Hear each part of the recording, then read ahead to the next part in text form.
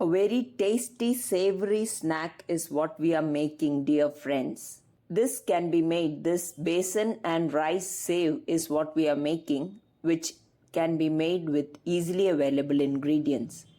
Into half cup of edible vegetable oil of your choice, we'll add salt as per taste and a big piece of hing. This is gluten-free hing I have taken, and equal quantity half cup of hot water.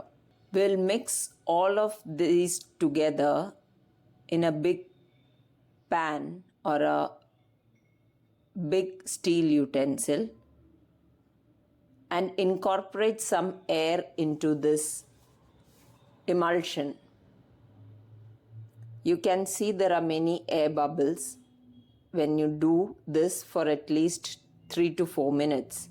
After that, sieve 3 cups of gram flour, 6 tablespoons of rice flour, and chili powder as per your taste. After that, mix all this together, and this will be a very sticky mix in the beginning, and let it rest for 5 minutes. And after that, with wet hands, slowly you start kneading it and it will come together and the stickiness will disappear. This will be a very smooth batter and may seem to be a little on the watery side, but does not matter. We will divide it into 3 to 4 pieces and into a save maker which is oiled well on the inside. We will transfer piece by piece, and then on hot oil we'll check the oil. If a small piece of besan comes up immediately, we will make the besan save into it directly and let it cook on both sides.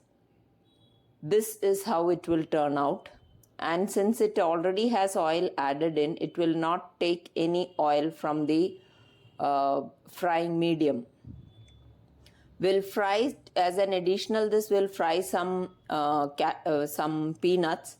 You may add cashew nuts, raisins also into this, and some curry leaves.